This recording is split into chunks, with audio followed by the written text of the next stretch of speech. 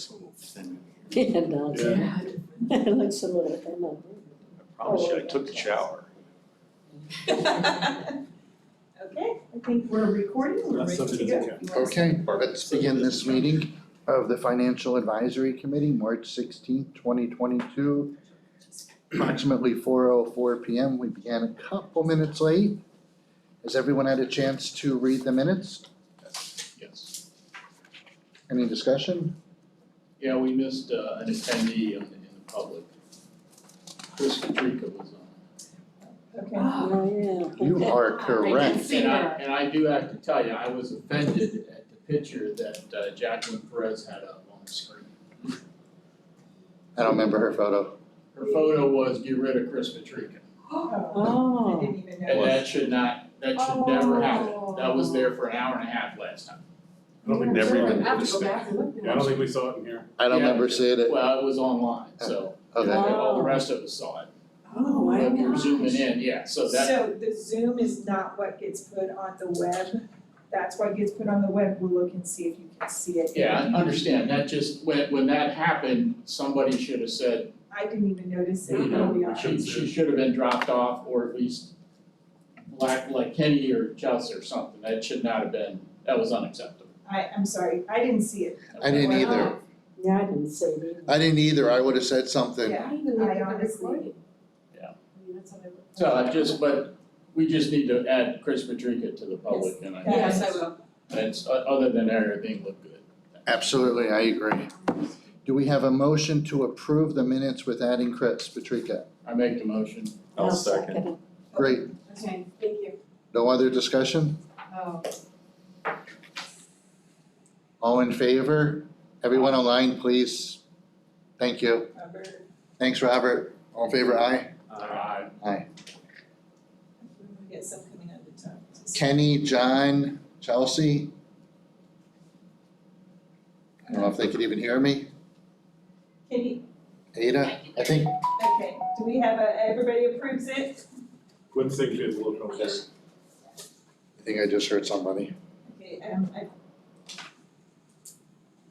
John and Ada, did I hear from you too? Yes, I want. Okay, and you approve?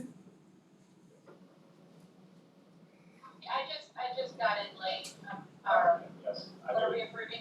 Yeah, we're approving the minutes with Okay. one change. Yeah, thank you. Okay, thanks. Okay, motion passes 9-0. Actually, I'm sorry, 10. We have 5 online and 5 present. My apologies.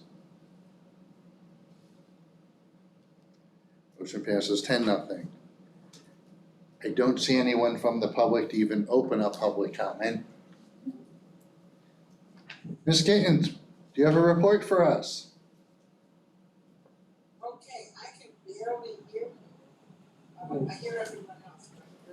Can't hear. You speak up. Good afternoon. Can you hear me okay? Yeah, Oh, that's weird right now. Wait 1 second. Sorry. Technical. That's all right. Where's it on here? no, it's, she can't hear from my Zoom. I'm trying to figure out if we can. Friend was a interior designer.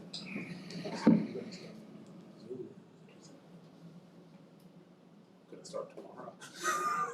That would be part of the, I love technology.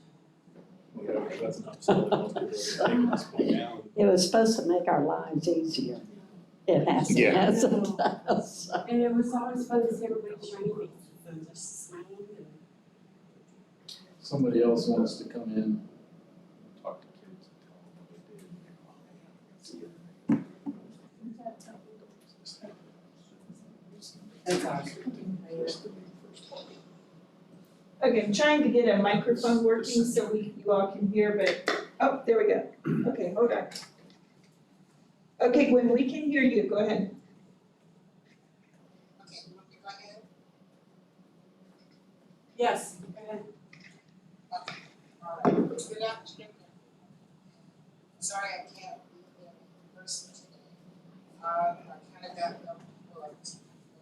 We had just recently with the audit advisory board, I'm sure you're all aware of that. And we, in our last board meeting, we approved RSM, the board of auditors started again. And today's meeting of the audit committee is with RSM to review and make sure we're on the same page with RSM as to their statement, not statement, but specific is what they're going to do. The first audit is going to be an IT audit, and we do have some folks on the audit committee team that are experts in that area. So today's meeting is going to be kind of next steps in what they're going to do and what we're expecting, what type of audit we're expecting, and the things that the committee thinks that they should look at. So it's kind of really important stuff. And in that case, I spoke to Kelly and then the audit team. So today I'm going to leave you around 4:30 and go on to that since it was not that you guys are not important, really important. With this, we've got to get moving. And I hope you all understand with the board auditor, that position is something that we have to have by statute. And that was as of July, I think, of 2020, that audit, 2020. And because there was a period of time that we did not, we had to get back in compliance. So this is pretty important to get us back in good standing with the state and all of that, get the audit solved out. So that's why I'll be leaving a little bit earlier. Just a couple of things, and then I'm going to take just 5 minutes to open it up and have you ask me any questions that anything I can help you understand better. We are with the negotiations and all of that with TALC and SPALC and salaries and increases and all of that is going on. We're getting closer to fruition on that. I like to make sure that people understand it's almost like when we're negotiating two things at the same time. And one is the ESSER funds and how they will be distributed and to whom and when. And that's the COVID funds, as we call them. And then the other is our regular salary negotiations for the next school year. That's usually done by this time. Jim Kelly can tell you much more about all of that process. But with the ESSER funds happening, it just, people were confused and saying, well, why can't they just finish bargaining? Well, there's two things that are being bargained. So, and I will leave that. You can ask Kelly questions, like I said. The superintendent, I spoke to him by text recently, and then I spoke to him by phone a week or so ago. And he is anxious to get here and get started and find a place to live. And according to him and some realtor friends that I know, you would think it would be easy right now, but it's not. It's very difficult to find a place. So he's working on that and trying to get here permanently. What we passed at the last meeting was that he will be on as a consultant. And if you want to see the details of that contract as well as his regular contract are on board docs from our last meeting, last week, Tuesday. And you can see all the details of this contract, whatever was not in the newspaper, because everybody posted everything.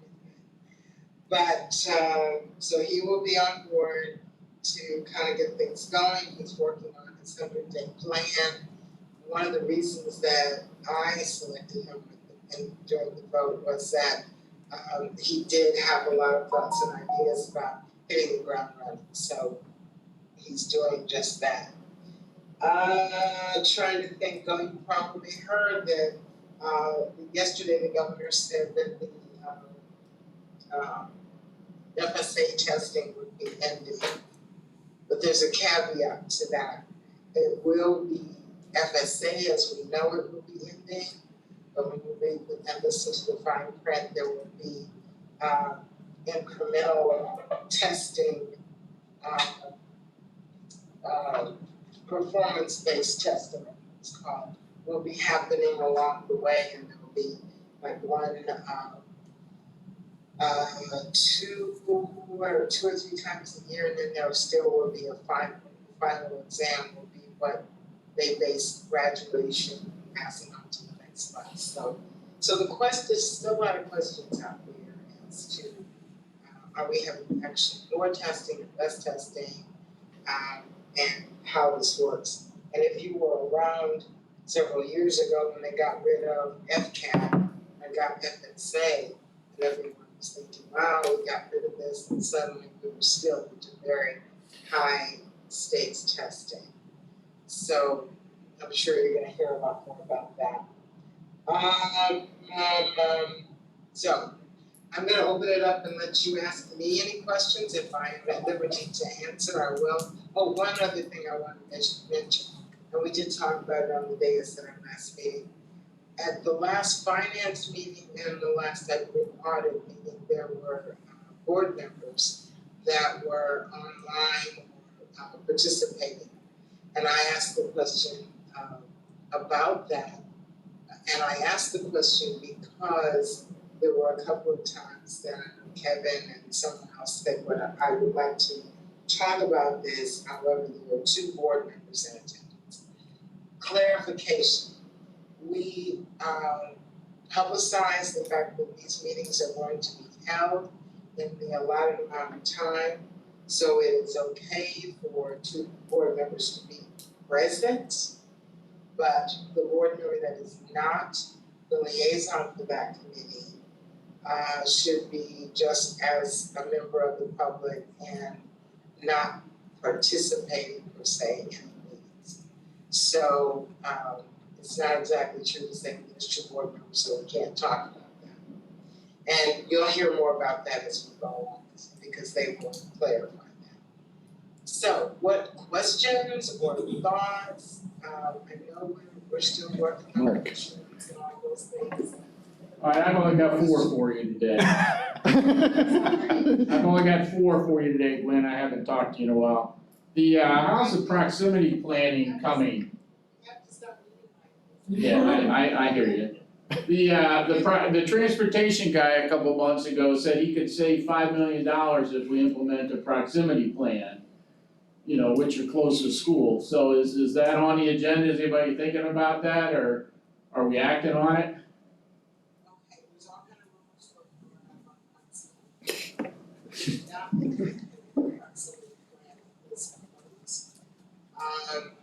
in fact, the company Davis Demographics that was helping us to get all of that going. I asked the superintendent about that in our one-on-one just this week. And they are still under contract. Their contract is about to end. They have been helping us a lot with planning and some of the GIS information and data, because for a long time after Dominic Giminelli left, we didn't have anyone in that position. So they've been working on a lot of projects like that for us. But according to Dr. Savage just this week, we are not going to proximity plans in the fall. It's a whole lot more difficult to do that than just to say, okay, in the fall we're going to do proximity plan. Because the data involved and the ability to keep things equitable and fair and even, you know, the right number of teachers, the right number of the demographics, there's a lot that goes into it. And I don't know the rationale as to when we may go into that, but it's something it's on a sideburn, is my understanding right now. All right, so do we have the Davis demographics so we can see the red dot charts? Kathy Erbach told us we'd have them in March, and here it is, March.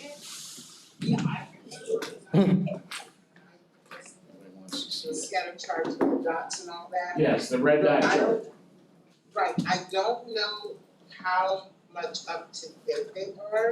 I recall seeing them when they were going around and doing the shows, I call them around town about proximity.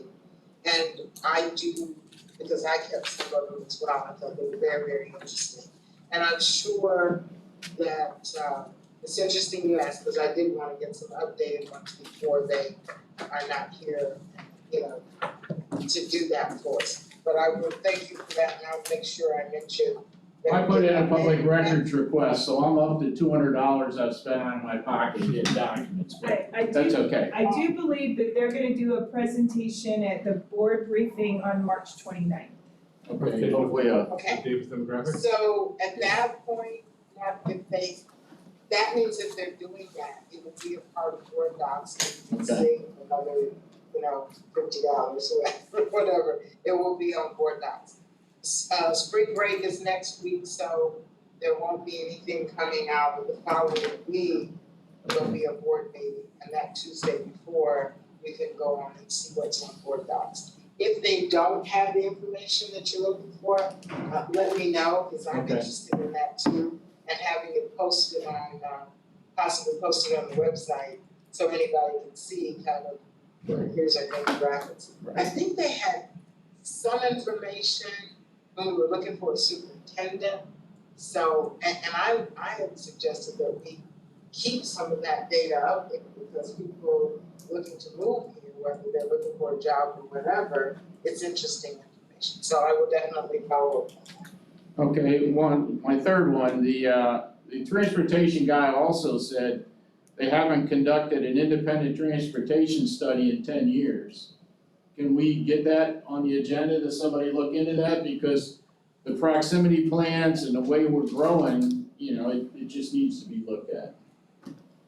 Okay, and I will bring that up with the audit committee, Okay, because they are kind of the cheerleaders and the drivers of studies, okay, audits and studies happen and when. And that's what they're working with RSM to make sure that we have a scheduled version of this is gonna happen here. and the last one is the impact fees. If no action by the Board of County Commissioners in the next year, they go to 100% for the schools on 10 March 23. So is anybody from the board talking to the county commissioners saying what rate we, the schools, want them to be? So it sounds as though if we don't say anything and they sleep on it, we can just go bingo on the 24th, right? Yeah, I don't think they're gonna do that though, but to me, that's something we could be talking about. They've been increasing it 2.5% a year over the last 4 years. If we can continue that, we'll continue to make up. And that could be just saying, okay, commissioners, you're not falling on your sword, you're not getting, raked over the coals by the developers. We, the schools, are getting something out of it, so we're all happy. Not where we wanna be, but it's better than where we've been. So somebody needs to be talking with the county commissioners. Okay, and I will ask you, Kelly, real quick, is that happening, or do you know it's on the radar? It has not happened yet, but I've just made a note, if you can just give me some time, Amy, the CFO is out and she'll be back in May, and so Okay, Okay. I think at that point we can try and well, focus on that. on their website, it kinda shows what it And I is. put it on my list as well, and I will bring it up to make sure we cover that. And thank you for that. Is that your number 4? That's it for now. Somehow it's come to me, but that's okay. They told me 4 was my limit today. Now, don't say that I slapped your hand. Yeah, I never do.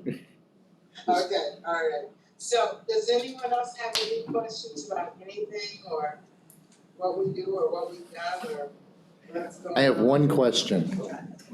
Can I just answer one question? Can you hear me? She can't hear me with these? Okay. No, those are on here.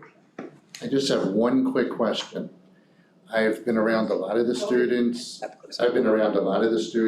and I've been listening to a lot of reactions. We took out over 20 of them the other night from one of the local high schools after an event, and they were all complaining about the 7th period and how it's going to affect them, and how it's going to affect them going to college, and how it's going to affect their summer and their school year next year. I understand the reason behind the 7th period.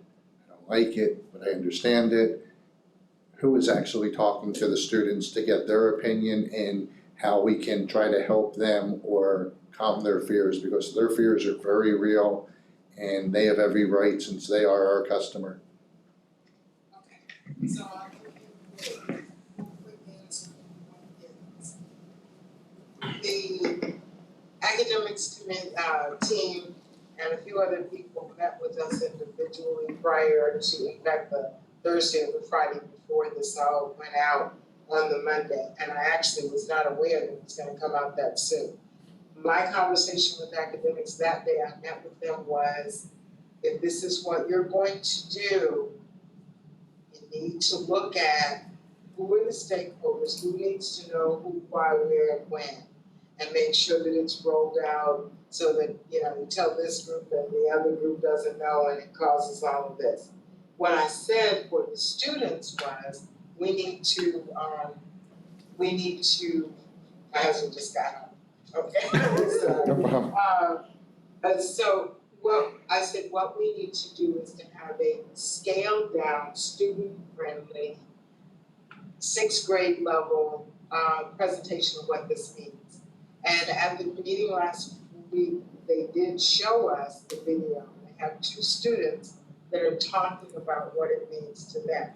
I don't know if that has already been put out for the students to see.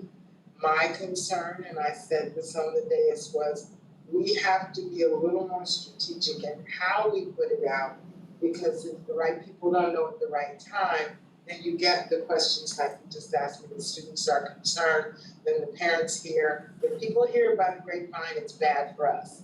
It may be the best things in sliced bread, but if we don't present it in a proper, timely manner, then it gets out of control. So they have a wonderful video that's going out to students. I have suggested that we have some open forums for teachers, for students, for whatever.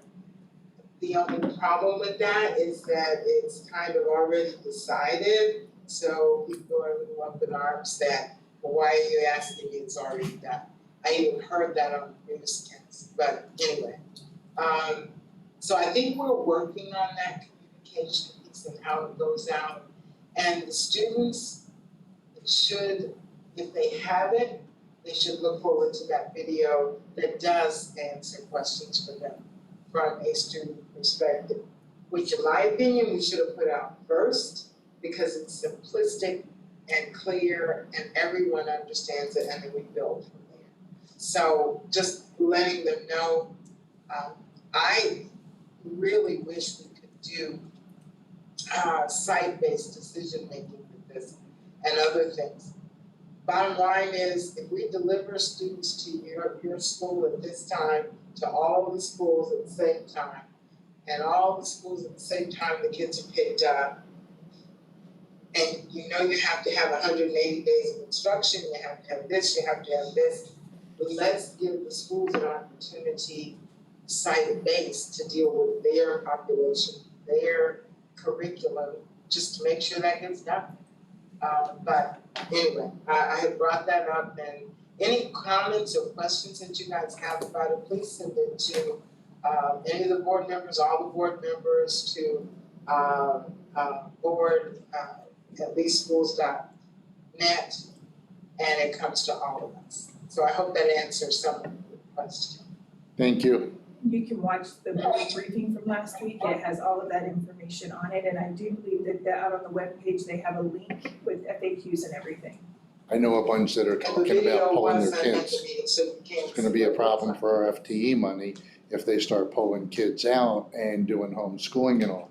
That was the conversation I was sitting there listening to, was the parents discussing about pulling their kids out if they're going to not be able to do like at North Fort Myers High School, they're there for the arts. If you're gonna take away one of the major arts classes, the component the child needs, they might as well pull their kid out and get it outside of school. So I know that the curriculum department was working individually with the schools that they thought there would be issues with students and showing them how they could work it throughout the day to make sure the students get everything that they need to have. Yeah, they're trying to get them to do virtual school as well. And that is very possible with some creative scheduling. And that's what I mean about, we drop them off and we pick them up at the same time. During that time, creatively figure out who needs what schedule. And you can do, even if it went to 7, you can have Wednesdays as double block day. And you make sure that you cover it. I've been talking to administrators and all about it, and there are things that we can do. We have one more question, do you have time for it? Yes, I do. Good afternoon. I just had a quick one, but before I go there, it's, as Darryl mentioned, the 7 period is quite the issue in our family. My wife was in front of the board last week, and she was 2 years ago when this came up the last time. And, when it came up this time, and she's talked to Dr. Butts and others, I can only say she's viscerally reactive. And I had to put some Valium in her coffee before she went to the board. I think it was the value. You killed it. But I did. Next time. I think I broke the mic. But one question, with the legislature now out of session, or having completed their session, where did they finally wind up with the school board, the school district superintendent being elected, or continuing with the current plan that he's an appointed type person? Last we heard, it had passed a vote that it will be on the ballot. Now, it was waiting for the governor's final signature, I think was the last email we got. So it looks as though it's going to be on the ballot. Kind of puts us in a real precarious place because I'm just grateful that we got a superintendent. Because people at certain levels don't want to wait until you're there. You don't know if you're gonna be there for 2 years and to uproot and all that, so please be very gentle with our superintendent inside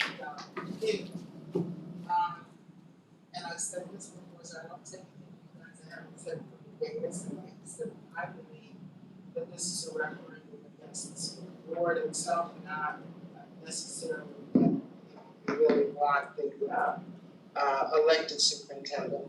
And the board agreed and sent out Department of Education or whoever, our statement decided why we did not want to see that happen. Personally, when you look at the details of it, if we have an elected superintendent, who do they report to?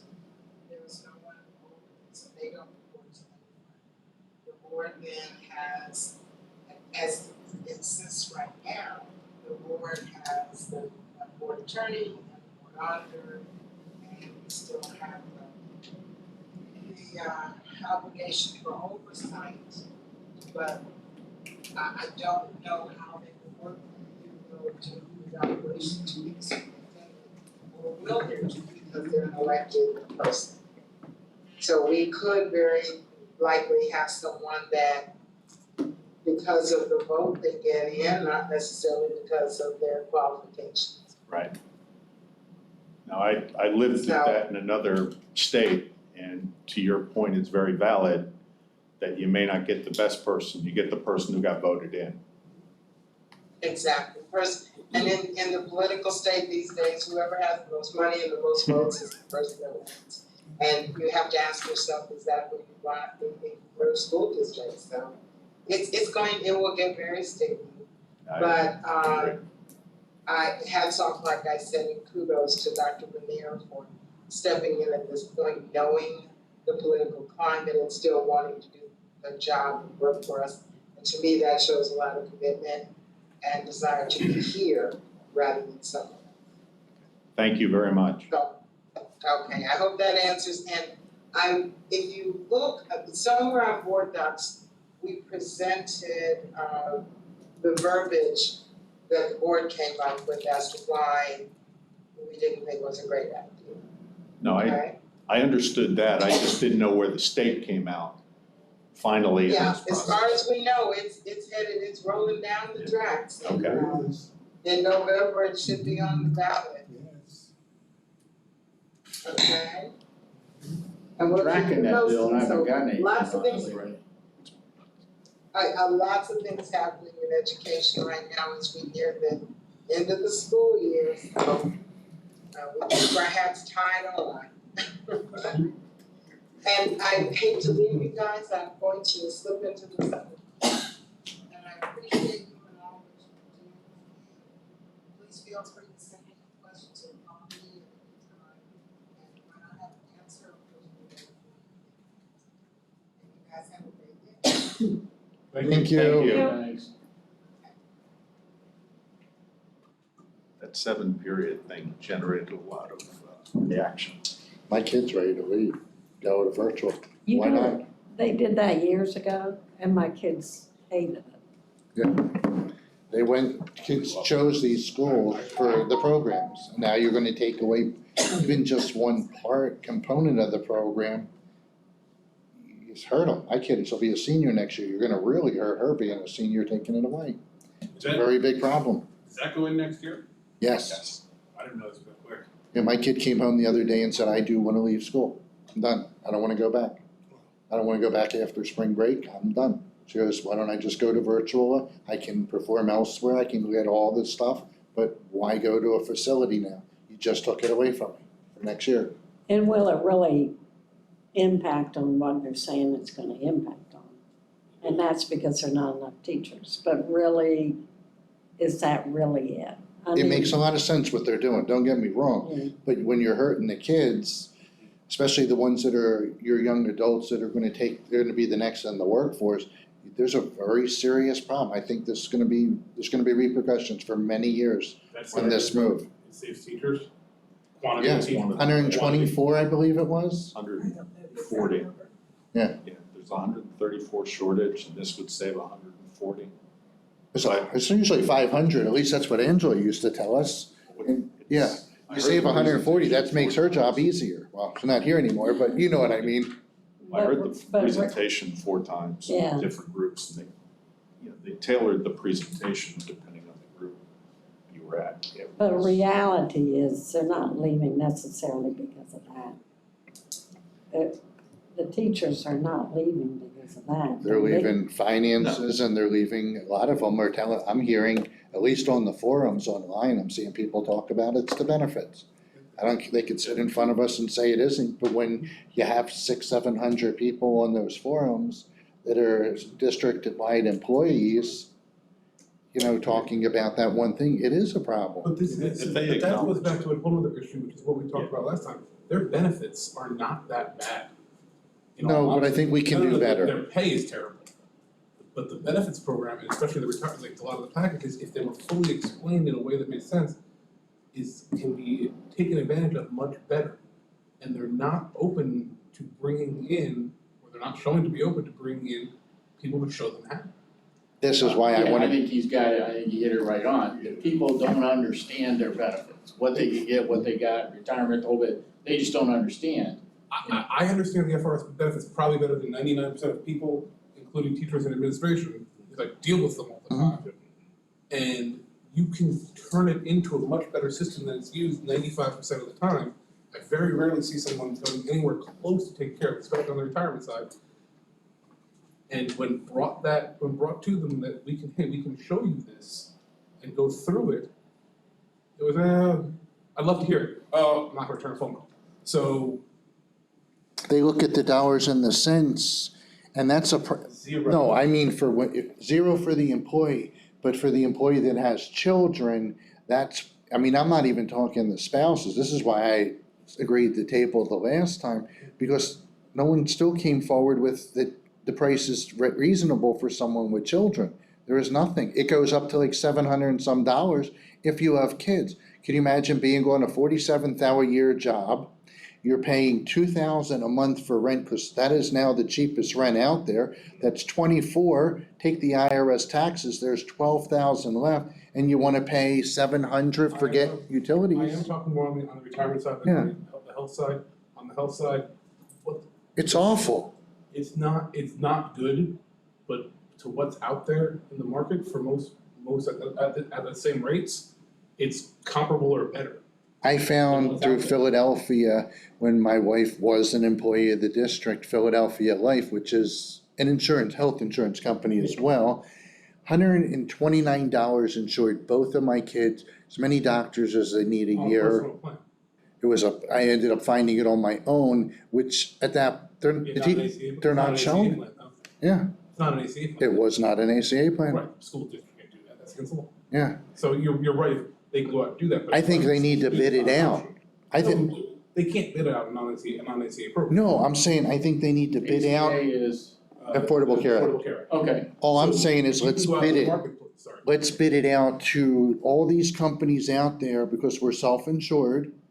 And if they come back and say, oh, definitely the cheapest to stay self-insured, by all means, we should say self-insured. But if it comes back that we could save money, I think it's time that, this has not been done. I've been trying since 2015 to get the same thing, and every year, we usually pass the motion, Kelly will tell you, it's been over and over again, that it should go to the board, that they should request that we actually bid out in an RFP the insurance. Let's find out. Can't hurt to find out, doesn't cost the district anything but time. That's not necessarily true, because it can, because like you say, the insurance companies will buy the business. Okay, They will buy out the business, they'll bid it out, but it won't stay there long term, it'll go up significantly. And I think they showed that on what they had. That's what she was saying. Yeah, and that is First year 100% you'll say, true. "Go higher." And that is 100% true on the healthcare side. And you cannot offer as a school district a non-ACA plan. You can self-insure, you can go out to the ACA, but you are not legally allowed to offer a non-ACA plan. So you can go out in the marketplace and find something better, so can I do, but they don't have that option. So, again, I don't wanna sit here and say it's great, sitting down teachers and going to healthcare and say like, oh my god, I'm happy with where they're at. That's silly, of course I'm not, I want to keep taken care of better than that. That's why I take the time to be in a room like this. But what it is compared to what 99% of $40,000 to $70,000 employees are getting, it's above market. You know, so it's not being shown to them, it's not being explained to them, it's not being educated to them properly, because that doesn't exist within the school district. That arm does not exist. So create that arm if you can do it at no cost. I don't care, there's many places that do it, but create that arm. And that will help with that. Comp is still gonna be an issue. There's still gonna be problems with retention. But I think when you show that out and you go over, especially on the retirement side, because that's where you're looking at long-term retention, you can make a difference. I don't know how much, I'm not saying it's gonna fix your problem, but you can make a difference. Because there are some things out there that really are fantastic about the Florida retirement system, if it's used properly. yeah, I like the FRS because I know that besides just the pension, they can actually invest that, and being able to invest it and control your own investments. Almost like a stock brokerage, you can't touch it in cash. Yeah, but a lot of We just rolled ours. Yeah, but no, and in a lot of cases, that's not always still the best, if you, depending on what your spouse does and things like that, because. Yeah, sorry. We're not gonna solve Yeah, this. we're not, you're right, no, you're right. But Now- we say that we have options for that, and we should continue to look at them, and that's what zero is found. Okay. Next on the agenda is discussions for future meetings. We were supposed to have, I forget his name from each one. Mr. Dodick was supposed to be here today, and we were gonna continue the discussions from last meeting that we had after you all had a chance to review what he had out on the web, and I sent you the link and stuff on that. However, he is out of town today, and so he has promised he'll make our next meeting. Okay, but he was unable to come today. So I had nothing at that point to fall back on for future topics because we had not discussed anything. So that's why I told Daryl we needed to talk about what future topics. So when something like that happens, then I can just say, okay, Daryl, this is falling out, how about this? But I had nothing, so. Yeah. And I was away, I had family in the hospital, I could not resolve the issue. In fact, that's when was home my phone so much, just making sure. What do we have for future topics, ideas? Mark, I know you got something. Well, you know, I was in the government all my life, so I had a defined benefit plan and other things. But as the contractors that we worked with, a lot of them that were really good employees and stayed had a shopping cart. You know, this one wanted life insurance, this one didn't, this one wanted dental, this one wanted kids. I see that as, if you're ever looking for morale, you know, that's the way to do it, because young people don't want life insurance, they don't want dental, but give them another 2% into retirement. You know, there's things they could do, and if you look at how much, if we're truly losing and gaining 500 teachers every year or every 18 months, we gotta figure this out, because there's no way. I asked 6 months ago if there's an employee handbook, and the answer was no, we don't have one, we have the labor agreements. And I think that's something else that's kind of interesting is, you know, to your point, what can I have, when can I sign up? Can I jump in and out, you know, this kind of stuff. Is there a counselor, is there a book, is there a pamphlet for each employee, the teachers, since they've got a different one, and then non-teachers, I don't know how else to say that, but, so they know, I can do this, I can get this, I can get that, change of life situations, they have a child, now they need family versus that. When can all that happen? And it sounds like they've got to ask somebody and call somebody and something else, so, I think that would go a long way to help in the retention issue. And that's exactly what I don't wanna, and we're not gonna fix retention if we're talking about. Right. So if retention is an issue that we're talking about. Right. Few people are gonna pick up a handbook. Right. Or keep it, when you get I hired, understand. here's your handbook, where are we at 2 years later on that, even if it's online, whatever the case may be. But if you have a resource. Correct. and it's Even if available, frequently asked questions would help, or a hotline. yes. Well, they did have the insurance agents, I know, go to the schools and offer a presentation after school. And from what I heard, it was absolutely ridiculous, the turnout that showed up for it. We do have to come up with some discussions to bring in people for future meetings. I can't think of the term off the top of my head, I have so many things going on in my mind. What was it, were they in charge of purchasing and buying the stuff? Procurement? Thank you very much. Procurement, we haven't had them in 2 years, if I'm correct? Probably. Maybe even longer than that, it's been a long time for procurement. Sounds like a good idea to have. I guess the thing though, we ask for something, what do we want to talk about? We need topics to bring in representatives to discuss so that we have the potential to either find ways to save money or, make the money go a little further. Procurement could be a possibility. We've done grant writing before. Grant writing has always been interesting. I'm a former grant writer.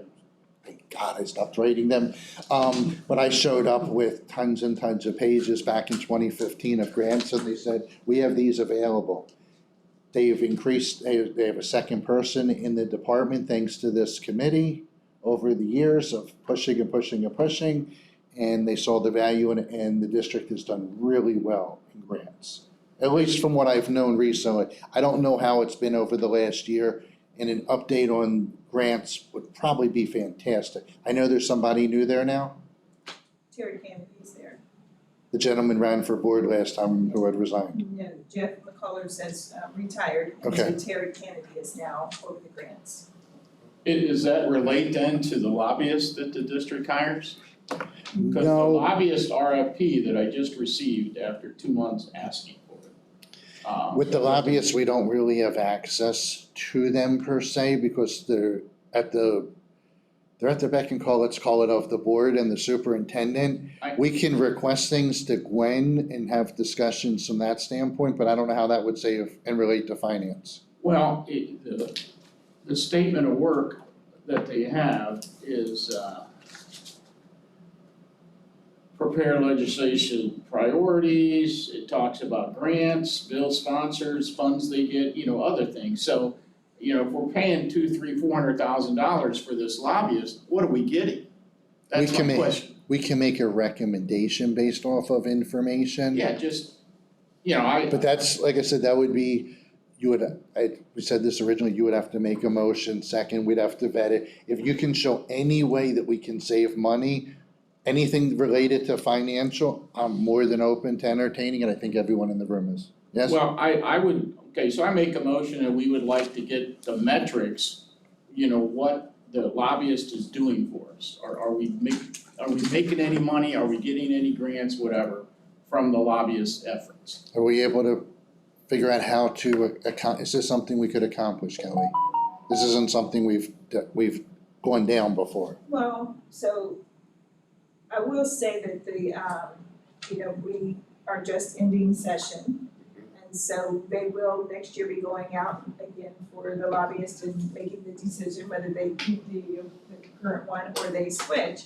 And so I think it's a fair, probably estimation to ask the questions about what's the metrics that we're using to determine that the lobbyist is The giving us a value for the money. return on investment. Right. Type thing. I think that that's a fair thing to ask. My brain is trying to figure out who to ask that. That's what I'm like, what do I do? It's a board decision, Sure. So I think I would have to do some digging to see who does the background stuff to determine what lobbyists we're gonna be using. And I do believe that, it's a position or a contract that is supposed to be helping us, and so I think the question is a fair one, Can we get that for the next meeting? Can we at least get a name so we can then table his motion, just so that we can come back to it? I can Because he try makes a and lot of figure sense. out- Yeah, I can try and figure out between now and then who would the appropriate person be to respond to the lobbyist question. And then we can go from there to, talk about, how And is then, it. see, the second part of that is, could we get a list of grants we got, over the last 5 years? Well, that's why I wanted to bring in the grant writing Sure. department. My suggestion, you guys can vote me down on this, I have no problem with it, not gonna hurt my feelings. My suggestion is, let's bring in HR during the month of April. Let's bring in procurement in the month of May, and let's bring in grant writing in the month of June. I'm not against it, sorry. Go ahead. I guess I like it. Just go back to your thinking.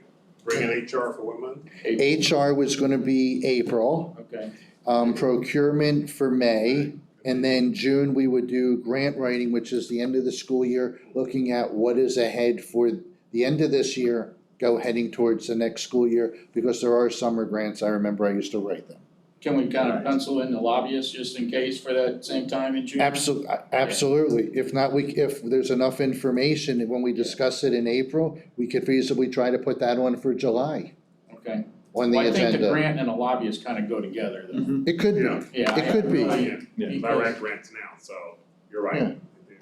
it's just, I wrote a $57 million grant for the charter school system, I burned out on it, it's, you bang your head against the wall.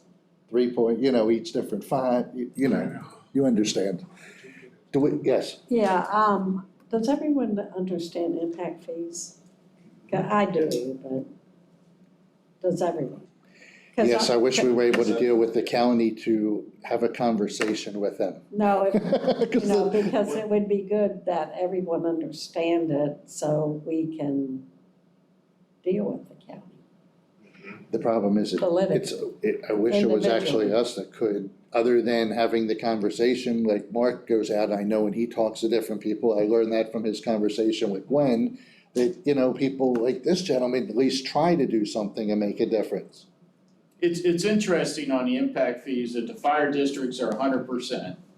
Okay, the village of Estero is 100%, so is Benita on transportation impact fees.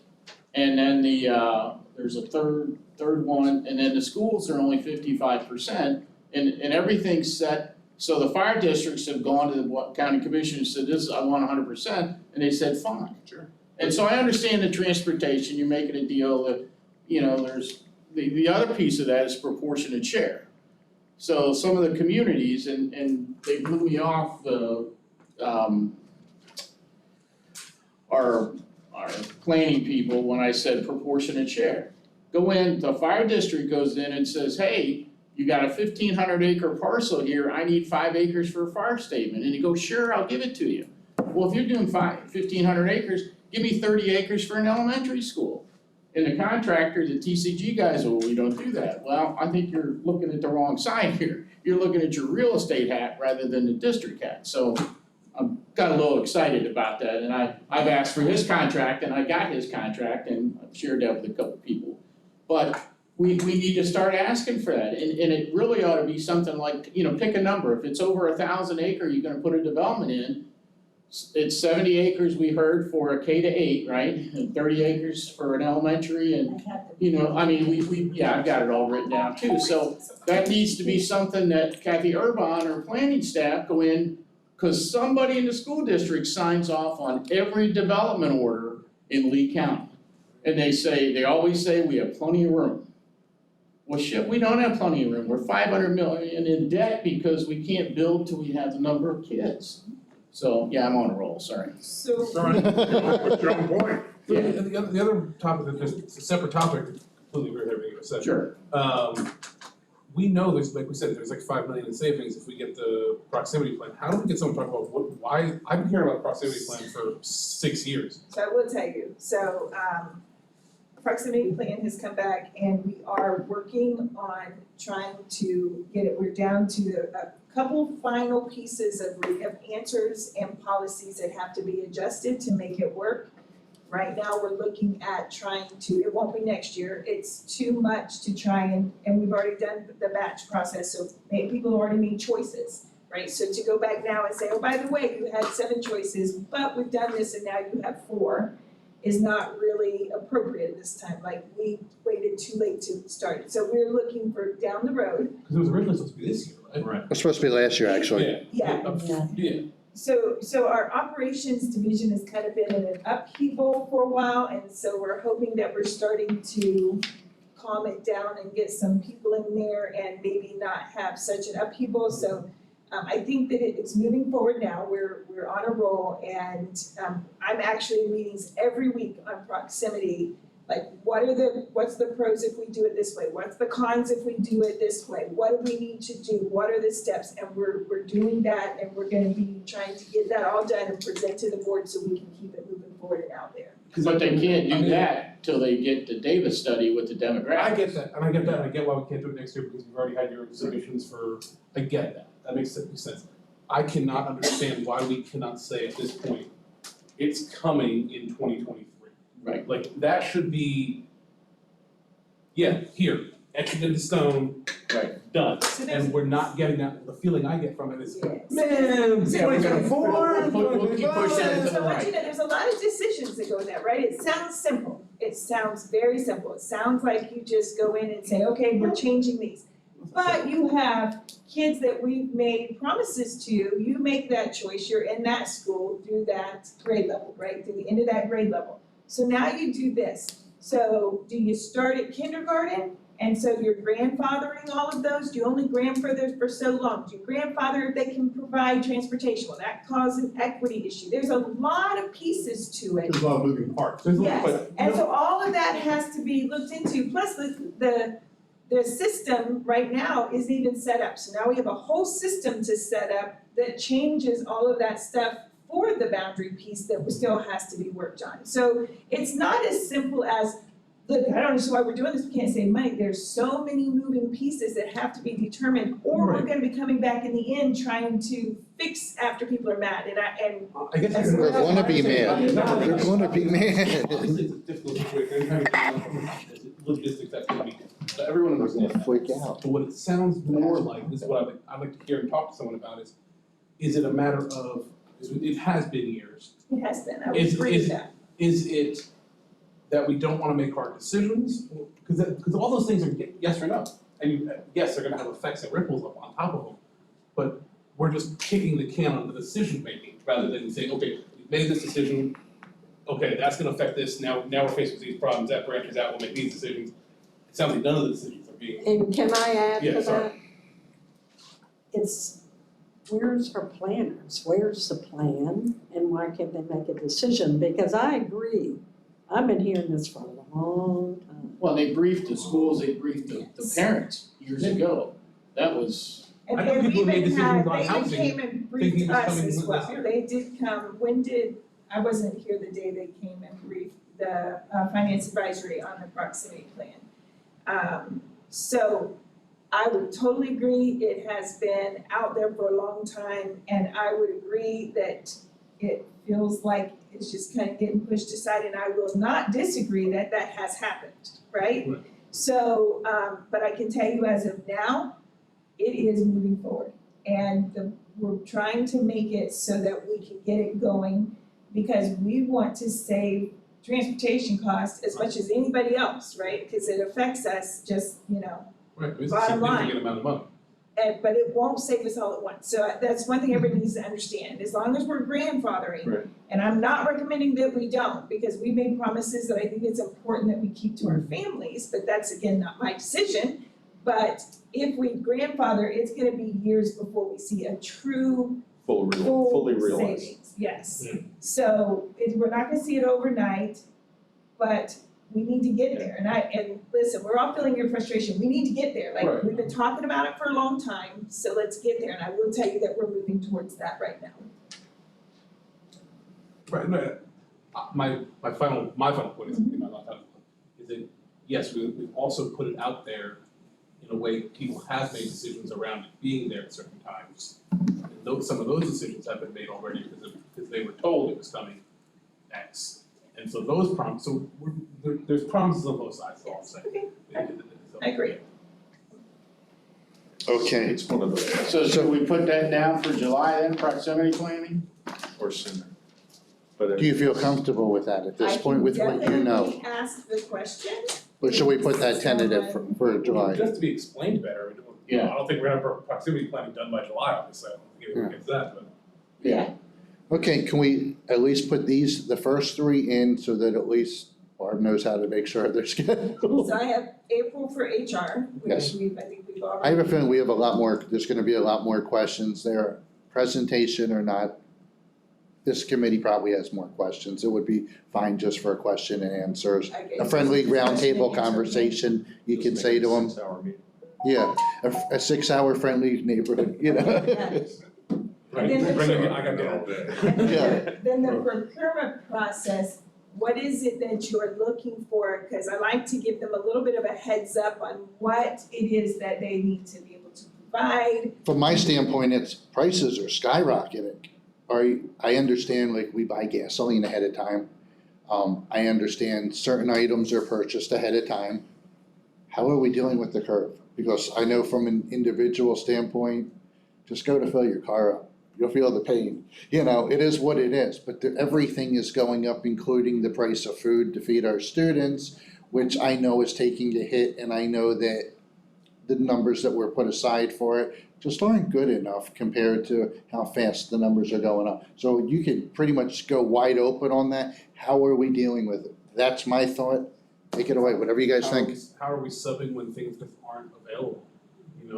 I know on the food side, we have items where the orders are placed and they're not.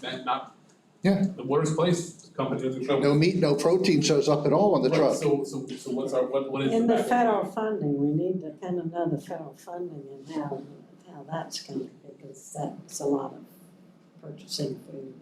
I mean, procurement's pretty much everything. To me, that just stood out there. The food, the gas for the transportation, for every procurement's pretty much everything. Just like Bonnie was saying with benefit, she took care of pretty much everything. It was spread out. That's the only reason why I was like, let's go with procurement. It makes sense. Okay, Anybody have any other ideas to pull off of that, just so we have?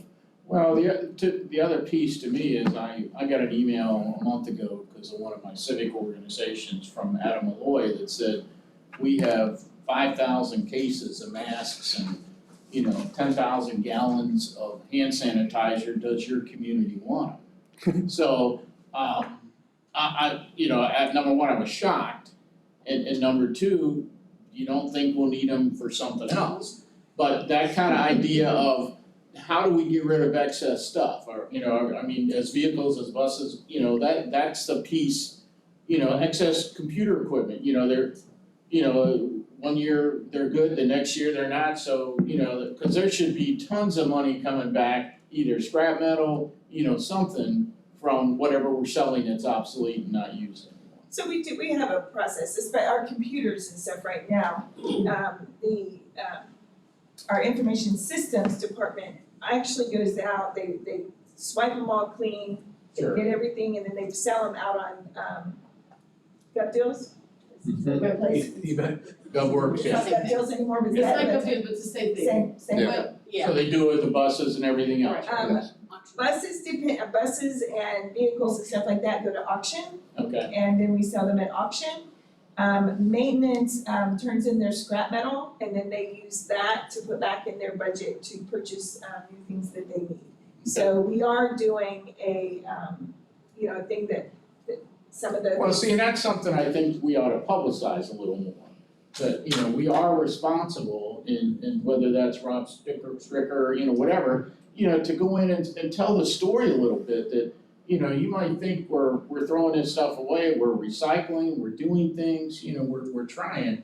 And I think to get faith back in the school district, because I don't think the average citizen kind of believes we're spending the money correctly. I would agree with that. Kelly, Yeah. can you Let's address have- Ada? let's- Ada let's has have a you- question. Let's try, just cause I see your hand. Ada, you have your hand up, go ahead. Thank you. So I was thinking kind of, related to the question about procurement and also related to the question about the consultants that was working on the recommended plan. And how many consultants does the district hire? And what do the contracts look like, and what are they doing? Like, what are they working on, if what they're working on actually benefit, has an ROI? And I would expect that those consultants themselves have material to show kind of why their services are beneficial and why they're worth to pay for. And I have no idea what the volume is that we contract out to different consultants, lobbyists, things like that, but I imagine it's pretty large. So I guess, thinking about the proximity plan, what I was thinking about, wondering about is, because there was so much effort around that and we're not doing it, like, would you say that money maybe was wasted in a sense and maybe could have been used for other purposes, other resources? So I'm just wondering if there are other things like that going on where we contract out consultants, they work on these plans, and then we don't go forward with that, so the money's kind of wasted.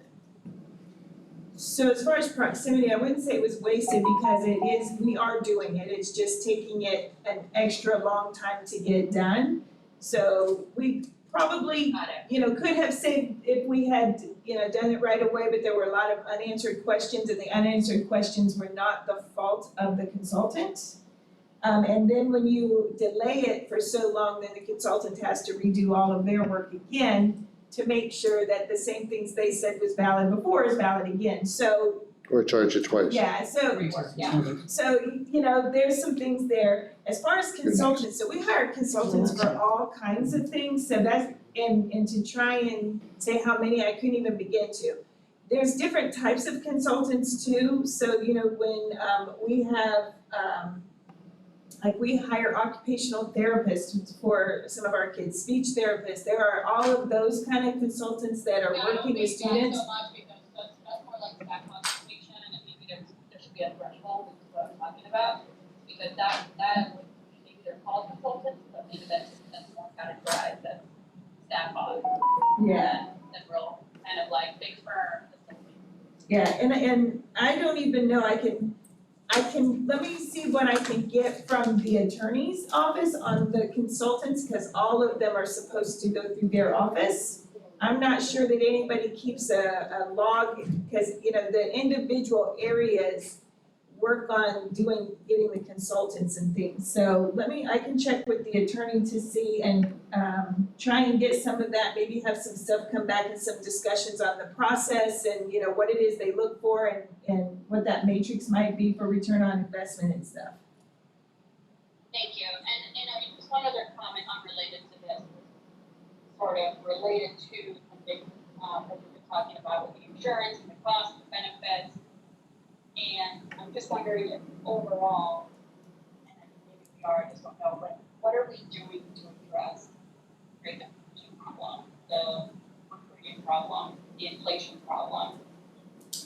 Compensation, I would say, I would argue more important than benefits, even all benefits would be closely, second.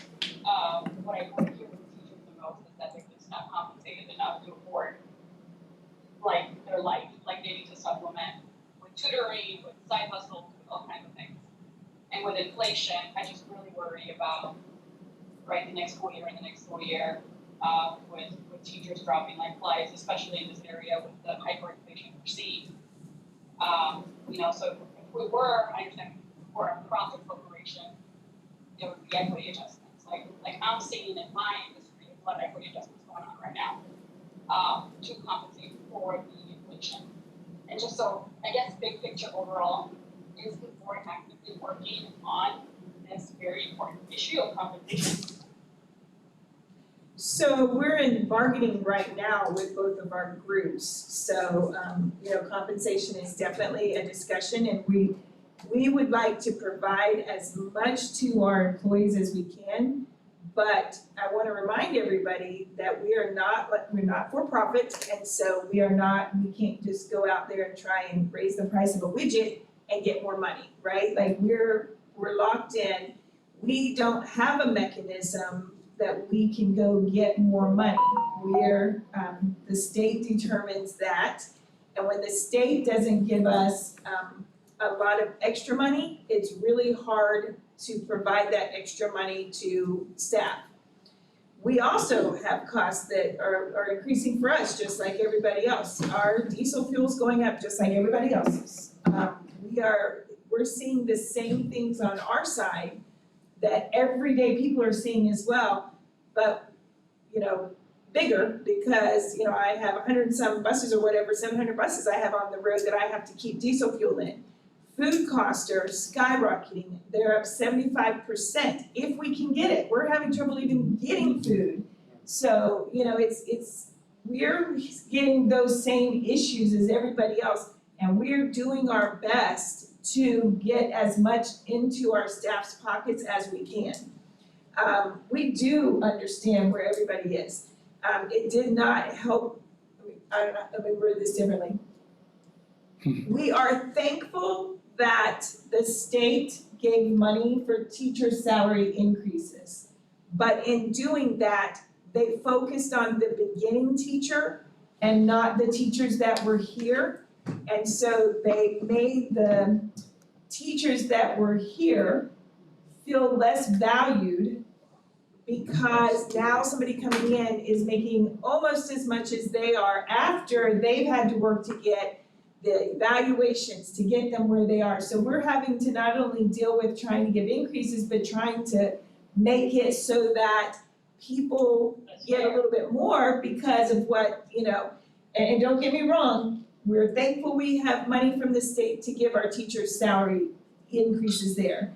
We just wish that we had more ability to provide a more equitable way to distribute that money amongst all of our teachers. So, those are the things that we're dealing with. But, it is a priority for the district, it's a priority for the board, and it's a priority for the superintendent. We're doing and looking at every every crook and cranny we can find to try and find money to provide to our employees. We've given bonuses this year from the ESSER dollars, trying to, we know we can't provide these large increases, but let's see what we can do to get some money in the pockets to help our staff. And that's some of the things that we've been working on. When does the state rerun Thank you. their allocation per student.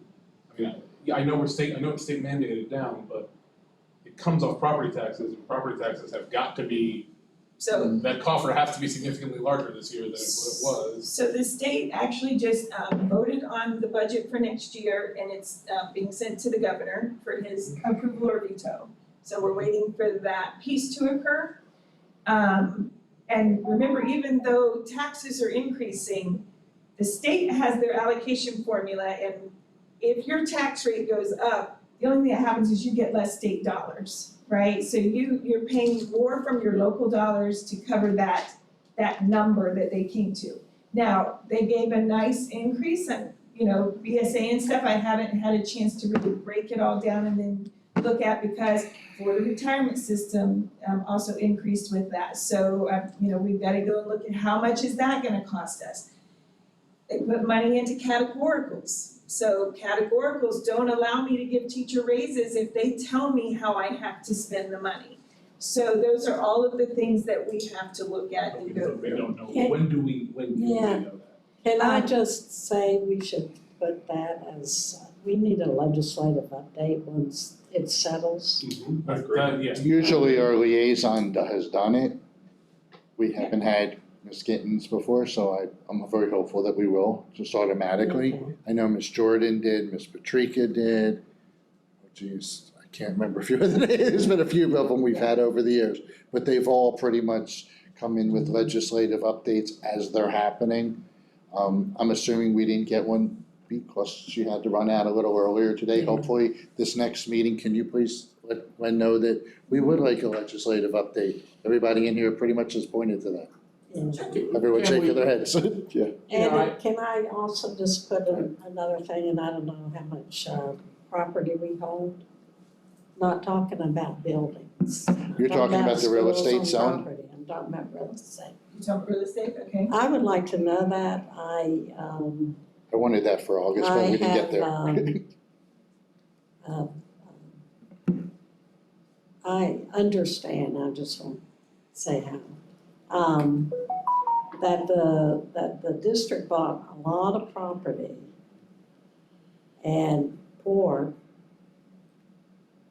purchases basically of where they bought it. And then when they get ready to sell it, they sell it extra cheap and below market basically. And I would like to understand what property we're holding and exactly what we're doing. And I can tell you, I've stopped a couple of sales of property because they were below the value. And I said, there's no way I'm selling it at that value right now. So Good. we have stopped a couple of sales.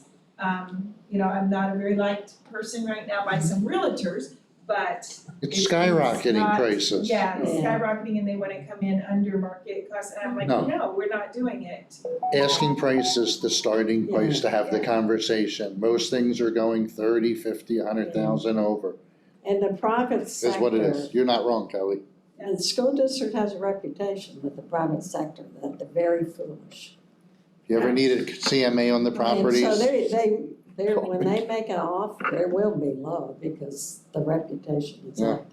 and if you ever need, like I said, if you need a CMA on what's available, I'll do that free. Just send me a message and I'll take care of it. And at least you'll know the truth on what's selling. It's a lot better than dealing with some of the other people that are just trying to take advantage. I understand that we have limitations on how much we can pay teachers and others, but I gotta believe we could somehow get grants or something for incentives, to help, that teacher that's got $40,000 in student loan debt, making $40,000, if we could, for every year they're around, pay back $5,000 of their student loan debt, same way transportation costs. There is legislation, federal, working on that, on the student loan debt. I've heard multiple things, so I don't wanna say it in Well, stone, but I mean, I heard at one point, if you're in the public sector, they're going to almost 50,000 that Right, they're they gonna can do knock that. off. Well, But the it hasn't government gone did. through and there's too many people going, but what about me? I've been trying, Right. some of those people never paid, so I hear they're working it out. Yeah, That's gonna be so, next year, I you know, figure, the same way with, or November. and actually Lee Health and FGCU are looking at workforce housing. That's right. Yes. Now, Chris Patrica and others, and you know, I know her and Glenn quite well, you know, we don't wanna get into the housing business, but you know, you got teachers that can't afford to live in some of the areas where they teach. Yeah. So then they're on the roads and everything else, so there's, you know, I think that's something that they ought to be working with the county commissioners on, and just for instance, Charlotte I brought that County, up Thursday night, you're right, I Yeah. brought that up Monday night, right here, Yeah. or another room, I brought that up. right, There's no collaboration between the Right. counties. Charlotte County. Or cities, the cities, Okay. Cape Coral has something going on that most people don't even know about, Right. affordable housing. And that We gets, actually, that gets back into impact fee. That That's has to right, be right. communication. well, and you know, That's right. everybody, not in my backyard, but Charlotte County created a house that looks like my 4-bedroom, 3-bathroom house, and it's actually 3 units. 3-car garage, 3 units, so nobody can say it's too ugly, you know, in my neighborhood. So again, go back to the community, go back to the developers and say, you're building 1,500 homes, I need 5 that are triples for my teachers. Yes, and we've tried that, Good point. and what we keep hearing is, we can't guarantee that, like, we were saying, okay, we'll work with you on the property, like, and then you give us, some of our teachers, but we can't guarantee that your teachers would, and it's like, if you can't guarantee teachers, then I'm not going to make this change for you. Yeah. So, Yeah. like, we have a problem with trying to get people to let. Well, that's the collaboration Yes, between the I sheriff, have not the tried fire that. department, you know, everybody else, the sheriff probably, you know, It's the same problem. yeah, absolutely, FGCU, I guess they're guest teachers, that's not the right word, guest professors, yeah. But what's considered affordable housing nowadays is the scary one. Well, I mean, when your cheapest rentals, I looked today for a close old friend of mine, it was $2,000. And I said, there's no way a single woman No. that works as a cocktail waitress can take care of her and her 2 kids paying $2,000 a month They're plus. driving out of the cost. Lehigh or Cape Coral Yeah, or. There's no way. National Gate, so. I go back to when you were it's asking. affordable now. You were asking about grants for different things, and I think that's good questions when we have grants coming in, to Right. ask them, have they gone out and looked for those types of things to Right. help. And the them? same way with masters, could they pay for a master's class or 2 master's classes a year, you know, to incentivize those teachers to get their masters? I mean, There is something where they offer education and different things. I know the district tries to help like their teachers with their but see, that's back to your certifications. benefits thing, I don't think anybody knows that. A lot of them don't, and a lot of them struggle to get reimbursed in different problems. Yeah, there's, It's not their fault, they're not supposed, it's not their area of expertise, they don't. exactly. There's no way that they're gonna be able to go through it unless they're coached on it, and it just has to be Somebody talks. somebody talking to them. Yeah. Word of mouth. Ada has a question, so. Yes. Yeah, so this is kind of related to the compensation issue, but I know a lot of teachers, I know, supplements, from their income, or better yet, they use part of their income to kind of cover any kind of supplies or activities that the kids are doing.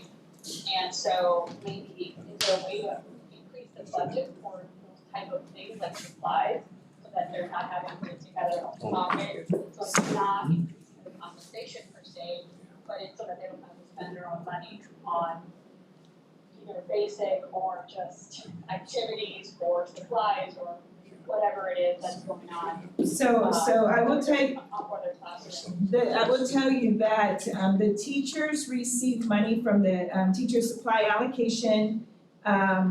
It's a part of the FEFP, and it depends on how many teachers we have and then our fair share, and it ranges anywhere between like $300 and $500 that a teacher gets per year to use for their classroom items. So they do get money from the state for that.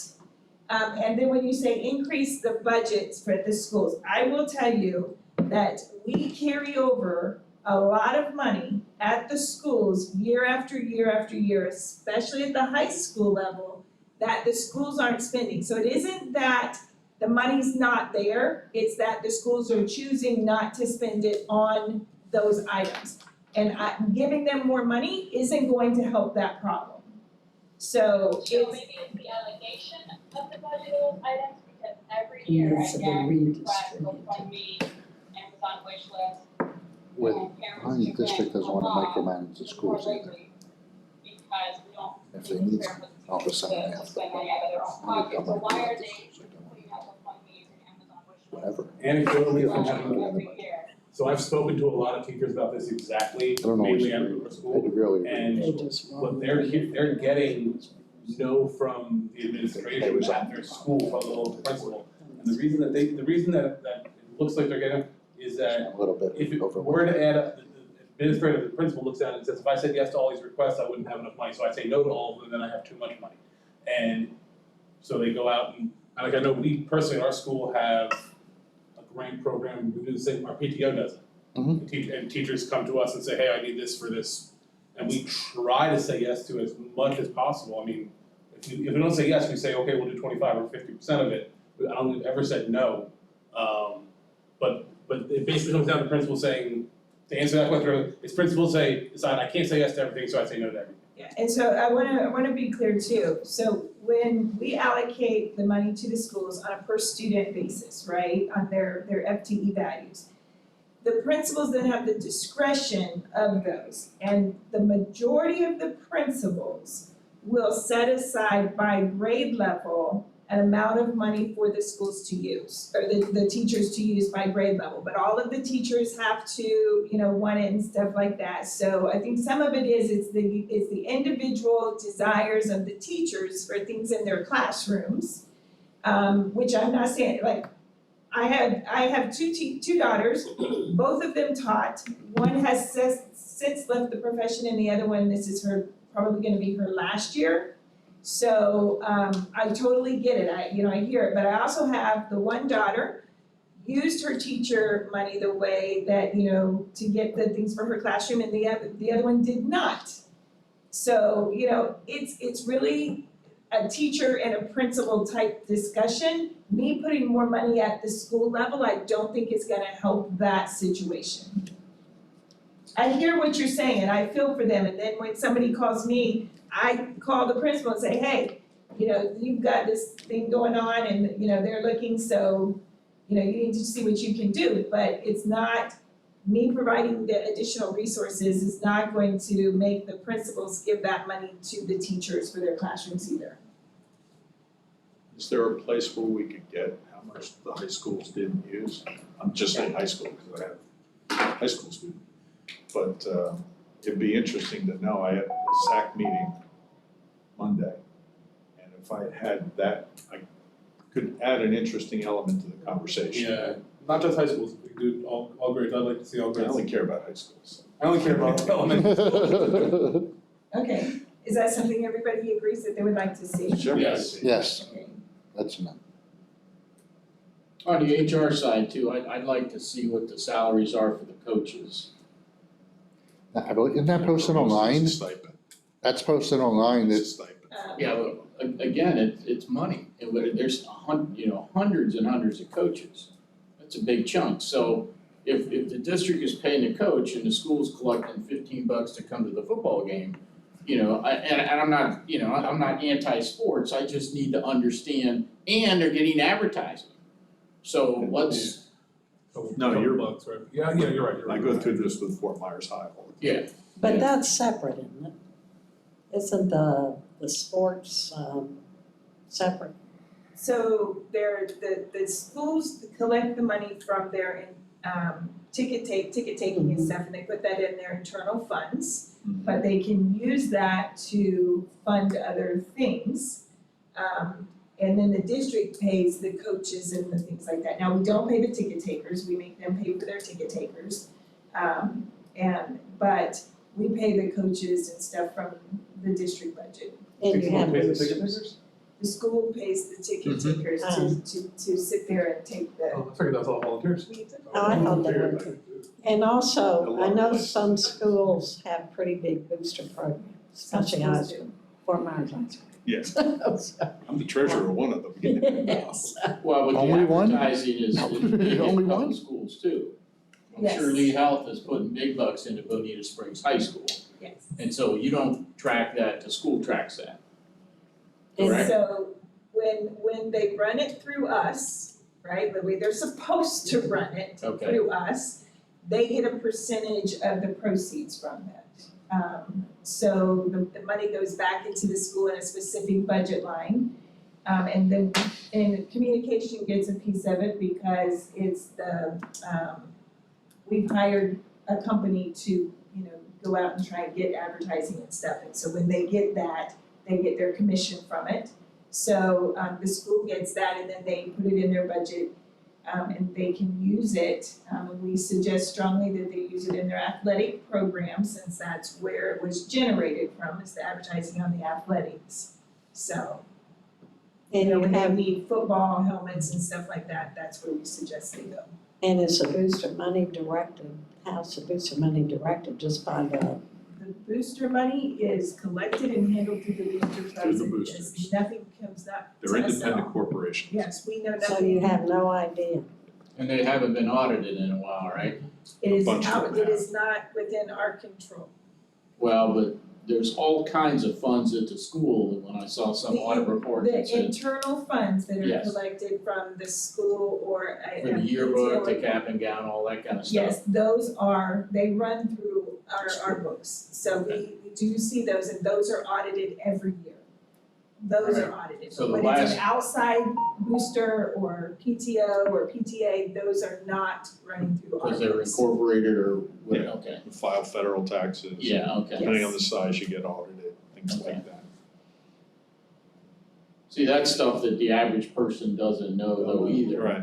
That I really think there ought to be, again, get Rob Spicker on that, you know, do some communication so people understand, you know, a little bit of what's going on. Because again, the more communication and information you give to the people, you know, like Estero, we've actually tried the 4 schools that are in our area, not necessarily in the village.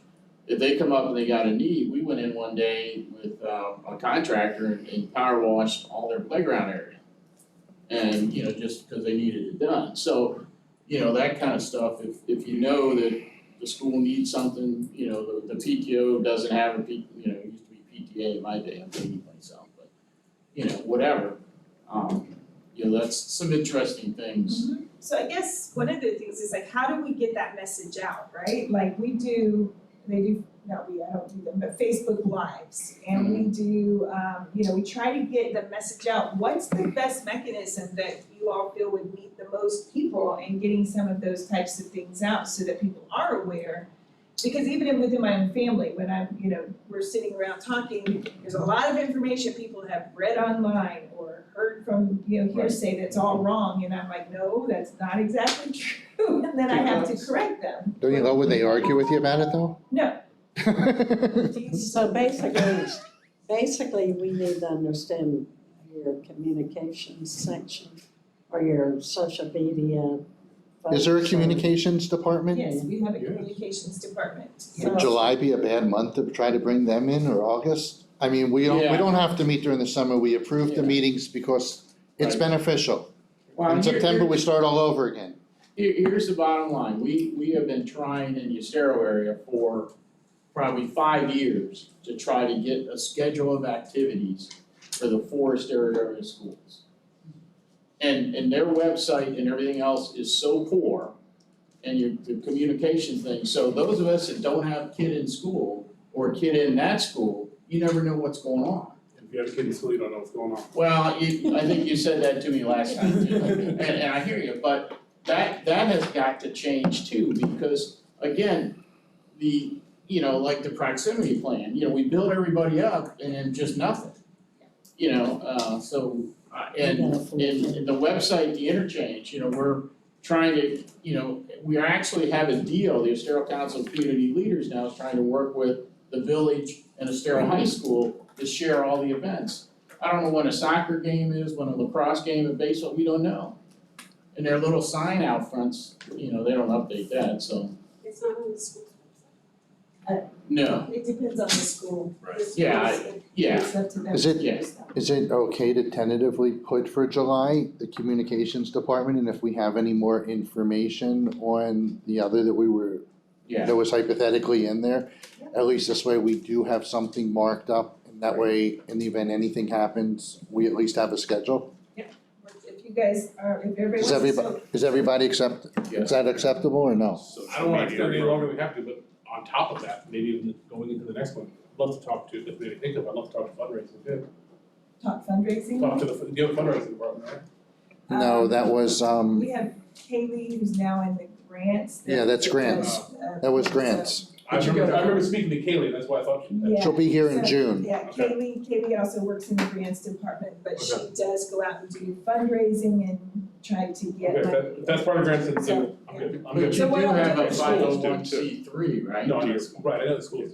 You have a 501c3 for something, it's the Friends of the School District or something? The foundation, Yes, we have a foundation. That's Yes. outside our realm though. Yeah, That's that's, outside our scope. That's outside our It has scope. nothing to do- yeah, we don't- yeah, I'll tell you that. you can't do alright, that. see, nobody knows that either, Well, and I'm serious. they're, but I would there's, agree. but Yes. yeah, they're separate. Well, I understand they're separate, but hey, you know, you got somebody that's getting ready to pass on and no kids and stuff, hey, you know, give it to a good cause, and nobody knows. I used to take surplus, school stuff, cause I had every color of paper there was when my kids were in school, and take it down there. For the foundation. The foundation. Do we have an does, endowment yes. program? I think that probably would work through the foundation if there was something. I do know they take donations and then they have a whole big building where the teachers can come in and get anything from them that they want. I just know during COVID that, you know, I was kind of not able to do stuff.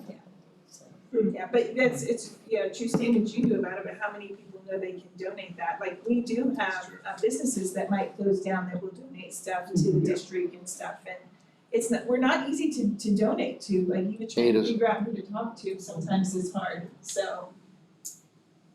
Ada?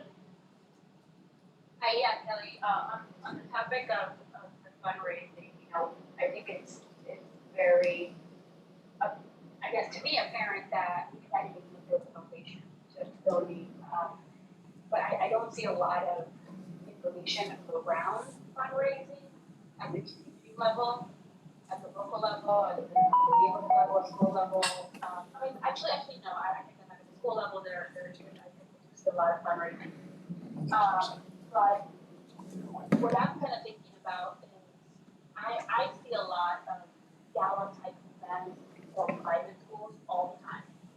So like friends of mine that have kids in private school, they seem to be attending a fundraising gala every other week, where there's big donors in the area.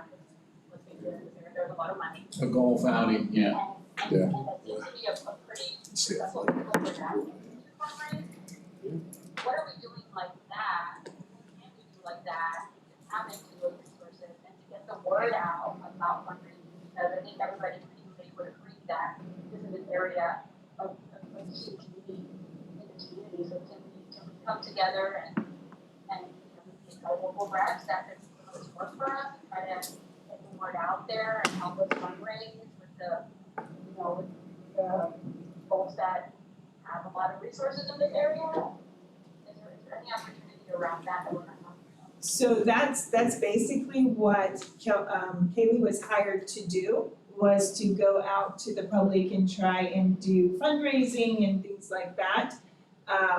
So she's brought in some money for a couple of things that, we have going on. We have an SOS program for children during the summer, and she's collected some money for that and done some things. But I think that when I put grants down for June, I put for them to include the fundraising, so maybe Kaylee can come in then and we can make those suggestions about, the galas or golf tournaments bring in a lot of money. And Yeah, we we've just never had done one. a golf tournament, individual schools have done Yes. golf Is that when tournaments, it fills sticks? but the district has not. So Right. those are things that I think that I agree with you 100%, those are things that we should be tapping into. in order to, try and get some money into the district. And to help. fishing. Yeah, And we're they not gonna fishing. get the money from the state. Yes, Get the money from the We're Richmond gonna Wood have to and the area, I guess. Go ahead. yes. Go on, look at that thing. David? Yeah, we'll get ready to shut it down. I gotta get out.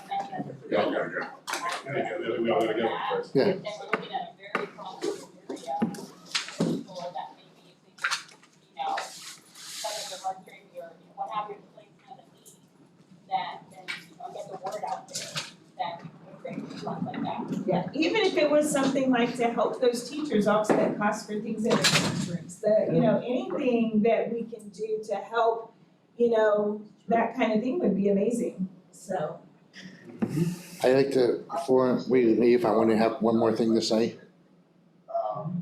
But on the fundraising segment, are there any specific policies and procedures from the state standpoint, regulations around donations? I mean, if somebody just come in and drop $5 million to you and you can use it as you see fit, I mean, I'm assuming there's some kind of rules and regs around how you can utilize it, or is it? It's really based on the person donating the fund, whether they put guidelines on them or not. We track them by project numbers, right? So if somebody comes in and they donate money and they say, this is for, a new library at Franklin Park Elementary School, right? We put it in a project that designates it as Franklin Park's library.